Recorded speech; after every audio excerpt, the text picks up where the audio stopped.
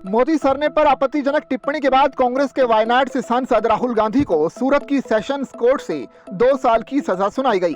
हालांकि राहुल गांधी को सजा के ठीक बाद जमानत भी मिल गई, लेकिन इस मामले में अब राजनीति शुरू हो गई है। राहुल गांधी के खिलाफ सजा का ऐलान हुआ तो कांग्रेस हमलावर हो गई। कांग्रेस अध्यक्ष मल्लिकार्जुन खड़गे का कहना है कि हमें तो पहले से ही पता था कि ऐसा होगा। उन्होंने कहा था कि इस मामले में बार बार जज बदला जा रहा था, इससे पता था कि ऐसा ही होगा। हमको मालूम था पहले से, ये लोग जज को बदलते गए, ये सारी चीजें करते गए, हमको तो अंदाजा लग रहा था। लेकिन हम कानून में विश्वास रखने वाले हैं, जुडिशरी में विश्वास रखने वाले हैं और कानून के तहत ही हम लड़ेंगे।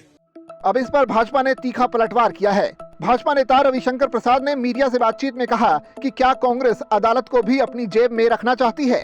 खड़गे जी कांग्रेस पार्टी के अध्यक्ष हैं और उन्हें जिम्मेदारी से बात करनी चाहिए। कांग्रेसी समझते हैं कि दरबार संस्कृति में राहुल गांधी के पीछे खड़े होकर वो देश के लोकतंत्र और देश की कानून व्यवस्था को मजबूत कर रहे हैं, तो मेरे ख्याल में वो दिवा स्वप्न देख रहे हैं।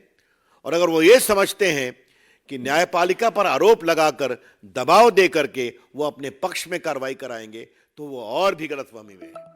इससे पहले राहुल गांधी को सजा सुनाए जाने के बाद राजस्थान के सीएम अशोक गहलोत और छत्तीसगढ़ के सीएम भूपेश बघेल ने आरोप लगाया कि न्यायपालिका दबाव में है।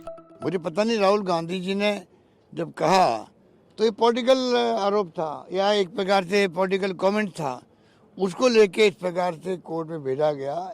पर ये तो जुडिशरी अभी तो फैसला हुआ है, मुझे पूरा विश्वास है, जुडिशरी पे हमें विश्वास है कि फैसला आने वाले वक्त में सही फैसला होगा।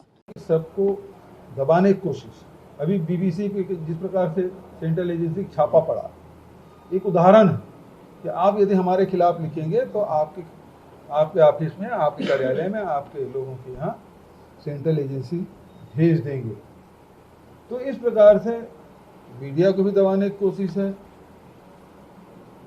हमारे जुडिशरी को दबाने की कोशिश है, उसको प्रभावित करने की कोशिश, और बचत तो और फिर राजनीतिक दल के लोग हैं उसके तो इसी स्तर पर जाके वो कार्रवाई कर रहे हैं।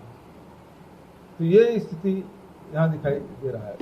कांग्रेस शासित राज्यों के सीएम जब इस तरह के आरोप लगा रहे हैं तो जाहिर है अब ये देश के लोगों को तय करना है कि क्या वाकई में देश की न्यायपालिका और तमाम सेंट्रल एजेंसियां किसी दबाव में है या फिर नहीं।